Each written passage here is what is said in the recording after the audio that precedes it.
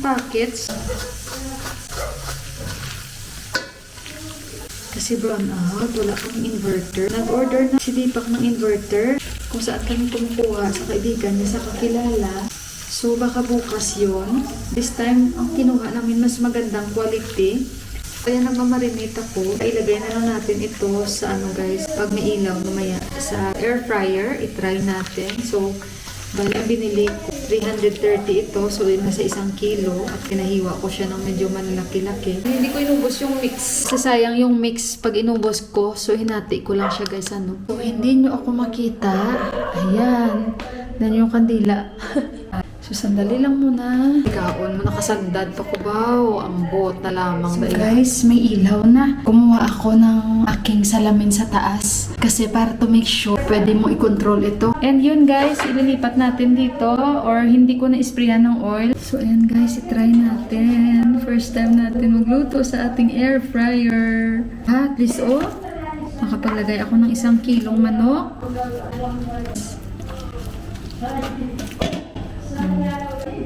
Ayan. O, diba? Nakakatuwa. So, ayan guys. Tatry natin. Lipat ko muna dito. Yung rice natin, nasa 6 minutes na lang siya. And ito na yung basket. So, ilagay natin dito guys. Ay, ala, hindi ko pala nalock. Kailangan pala ilock natin yung basket para safe. Tapos, ilagay na natin dito. Ang galing! Makapagluto na tayo. Nakalock na. Sandali. And 4 minutes na lang. Tapos i-on na natin ito. So, yung chicken daw nasa 180. Nakikita nyo ba? Sorry, hindi nyo pala nakikita. So, nasa 180 degrees and between 15 to 22 minutes daw. So, ayun. Titingnan na. Oh, naka-on na siya, guys. Diba? So, power natin. Ay, sandali. Saan yung menu? Oh, wait Ayan, nakikita nyo. So, ayan, 180. Automatic na siya. O, diba? Tadaan! Good luck! So, ayan guys, 10 minutes na lang. And yung rice natin, luto na. Ayan. So, ayan siya guys. Oh, walang mantika. Kasi alam nyo naman dito, ang mga manok, matataba. Wow! So, ganito palang air fryer. Oh, yung mga mantika, oh. Grabe, ano? Walang mantika to. Ayan! Guys, itatry ko, guys. Sandali muna, guys, ha. Alam nyo, ang juicy niya. Oh, napaka-juicy niya pala, no? Pasensya na kayo, guys. First time ko kasi makapagluto sa air fryer.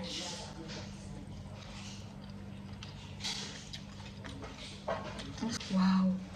Thank you, Lord.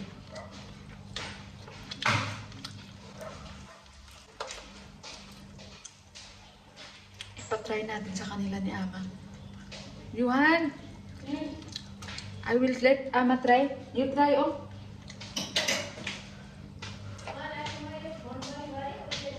It's too good, Mama. So, guys, ayan na yung natira sa aming manok. Tingnan nyo naman yung mantika, oh. Yan.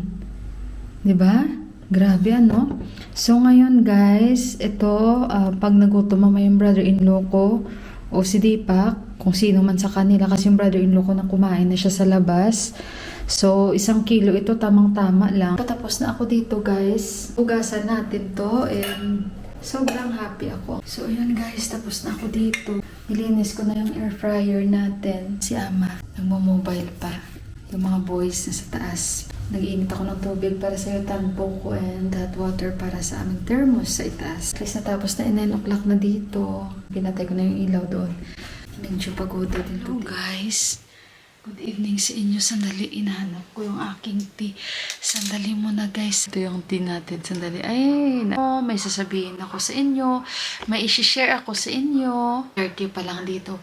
Alam nyo ba ngayong araw na ito? Sobrang lamig. Napaka-gloomy. As in, napaka-gloomy. So, sino ba? Sige. Nagbibigay ng kanyang kulubuha sa kanyang jacket. Na gustong-gusto niya kaya na-surprise si Johan. Big pants now because the pants is short for By the way guys, sobrang lamig today. Dapat naglaban na ako kahapon. Sabi nga ni ama sa akin kahapon, Mila, hindi ka ba maglalaba? So sabi ko, hindi, bukas na ng ama kasi nga may pinuntahan kami kahapon. So kaya ayun, hindi natuloy yung aking paglalaba. Saan ba kami pumunta kahapon? Bo, Diyos ko, si Johan. Yan yung bigay ng tito niya sa kanya na sobrang like niya ito. At binigay na lang ng tito niya sa kanya na surprise din daw siya. So ngayon guys, may gusto akong i-share sa inyo na merong taong nagbigay sa akin ng regalo at hindi ko ito in-expect. Don't expect. So ayun, si Johan, guys, nag-interrupt talaga sa vlog ko, guys. Oh, Diyos ko. Pasensya na kayo guys kasi yung anak ko talaga, pasensyahan mo na.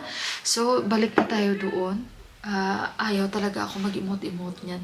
So, ayan pala sinuot ko ulit yung warmer ni ate. Ito na naman yung blue na kulay. Again, ate, thank you so much, ate.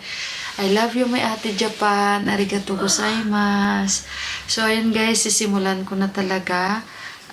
Yung aking natanggap na unexpected ko na pamasko sa akin na napakalaking halaga po ito na binigay niya sa akin. So, actually, akala ko nagbibiro lang. Pero, nung natanggap ko, na-surprise talaga ako. Ito yung resibo. Kasi sabi niya sa akin, bigyan mo ako ng details mo. And, ewan ko lang, ayoko maging emotional. Ayaw niya rin kasi magpabanggit. Boss, si Johan, ilang beses ko rin sinasara yung pintuan at nakikita ko sumasayaw-sayaw na doon sa harapan ng tatay.